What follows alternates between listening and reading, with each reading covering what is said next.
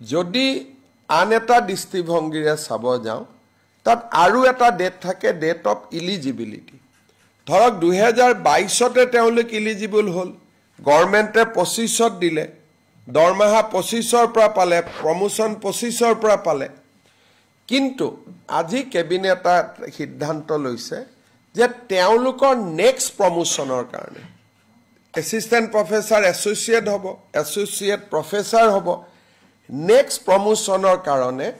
আমি date of notification তো নাচাও আমি ডেট অফ ইলিজিবিলিটি তো চাম যোগ্যতা যোন দিনাখনৰ পৰা তেওঁলোকে প্ৰাপ্তি কৰিছিল ফলত কলেজৰ অধ্যাপক অধ্যাপিকা সকল ভিন ভিন দিনত যোগ্যতা হৈছিল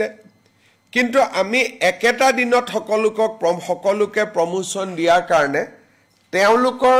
ইলিজিবিলিটিৰ পৰা কাৰোবাৰ এবছৰ পিছত পালে কোনোবাই 6 মাহ পিছত পালে কোনোবাই 3 মাহ পিছত পালে কোনোবাই 2 বছৰ পিছত পালে যি নহক প্ৰমোশন এটা দিনত পালে কিন্তু সিনিয়ৰিটিটো যাতে নষ্ট নহয় নেক্সট প্ৰমোশন যাতে ডেট অফ ইলিজিবিলিটিৰ পৰা হয় তাৰ কাৰণে আজি কেবিনেটে সিদ্ধান্ত গ্ৰহণ কৰিছে যে for the next promotion for the পদোন্নতিৰ কাৰণে ডেট অফ ইলিজিবিলিটি দিনাখনৰ পৰাই তেওঁলোকৰ সিনিয়ৰিটি কাউন্ট হ'ব অসম কলেজ শিক্ষক সংস্থাৰ এটো এটা দাবী আছিল কেবিনেটে আজি তাক অনুমোদন জনায় আজি কেবিনেটে দা আসাম প্ৰহিবিশন অফ পলিগেমি বিল অৰ্থাৎ বহু বিবাহ বন্ধ কৰাৰ বাবে এখন বিধেয়ক বিধানসভাত অনাৰ বাবে অনুমোদন দিয়ে এই বিলখনৰ নাম হ'ব দা আসাম প্ৰহিবিশন অফ পলিগেমি বিল 2025 এই বিলখনৰ অধীনত যিসকলে এই বিলখন পাৰিত হোৱাৰ পিছত যদি দ্বিতীয় বিবাহ কৰে বা তৃতীয় বিবাহ কৰে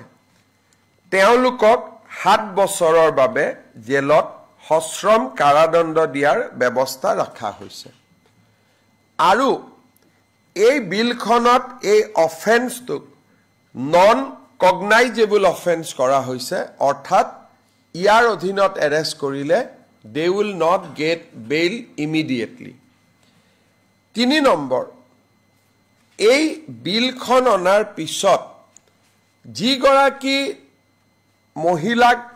মহিলা বহু বিবাহৰ ভিকটিম হল এই ভিকটিম গৰাকীকো কম্পেনসেশন দিয়াৰ বাবে আমি এটা ফান্ড তৈয়াৰ কৰিম অৰ্থাৎ যিগৰাকী মহিলা ভিকটিম হল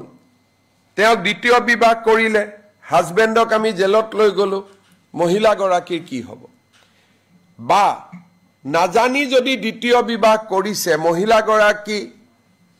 তেওঁ এটা ভিকটিম হল কেতিয়াবা দ্বিতীয় বিবাহ কৰিলে প্ৰথম বিবাহ কৰাজনীকো ঘৰৰ পৰা উলিয়াই দিয়ে যাতে কোনো মহিলা ইয়াত ভিকটিম হ'ব নালাগে সেই কাৰণে মহিলা সকলৰ বাবে এটা আমি কম্পেনসেশনৰ বাবে এটা আমি ফান্ড তৈয়াৰ কৰিম পুৰুষজন জেলত যাব মহিলা গৰাকীয়ে চৰকাৰৰ পৰা যত প্ৰয়োজন হয়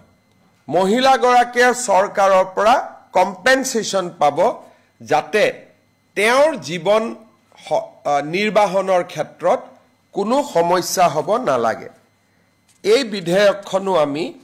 অহা 25 নৱেম্বৰ সদনত উপস্থাপন কৰিম অৱশ্যে এই বিধেয়কখনৰ আউটাৰ পৰা জনজাতি লোকসকলক আমি বাহিৰত ৰাখিছো কাৰণ জনজাতি লোকসকলৰ কিছুমান কাষ্টমছ আছে তেওঁলোক এই বিলখনৰ অধীনত নাহিব আৰু ষষ্ঠ অনুসূচীৰ জিলাসমূহত বিটিসি ডিমা হাছাও আৰু কাৰ্বি আলঙত এই বিলখন বৰ্তমান প্ৰযোজ্য নহব আজি আমাৰ কেবিনেটে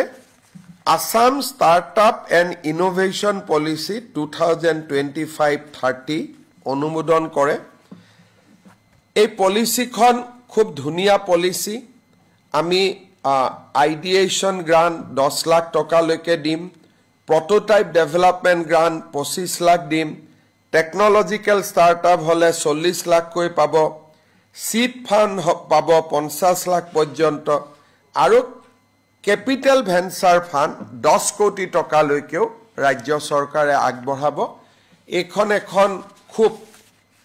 সুন্দৰ এটা পলিচি হৈছে ষ্টাৰ্টআপৰ ক্ষেত্ৰত। আপোনালোকক পলিচিখন আমি দিম, আপোনালোকে নিশ্চয় আমাৰ উঠি অহা চামৰ মাজত ইয়াক প্ৰচাৰ কৰিব পাৰিব। আজি আমাৰ কেবিনেটে গুৱাহাটী উচ্চ ন্যায়ালয়ৰ নতুন ভৱন এটা নিৰ্মাণ কৰাৰ কাৰণে প্ৰথম ফেজ 1, ইয়াত 3টা ফেজ থাকিব।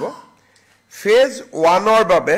478.78 লাখ টকা অনুমোদন কৰিছে। আজিৰ কেবিনেটত অনুমোদন হোৱাৰ লগে লগে লোক নিৰ্মাণ বিভাগে ইয়াক নিবিদা কৰিব। জানুৱাৰী মাহত ভাৰতৰ মুখ্য ন্যায়াধীশক আমন্ত্ৰণ কৰি নতুন উচ্চ ন্যায়ালয় ভৱনৰ আমি আধাৰশিলা স্থাপনৰ পৰিকল্পনা কৰিছোঁ। এই নতুন হাইকোৰ্ট বিল্ডিংটোত 31 জন ন্যায়াধীশ বহিব পৰা এটা ভৱন থাকিব। হাইকোৰ্টৰ অধিবক্তাসকলৰ বাবে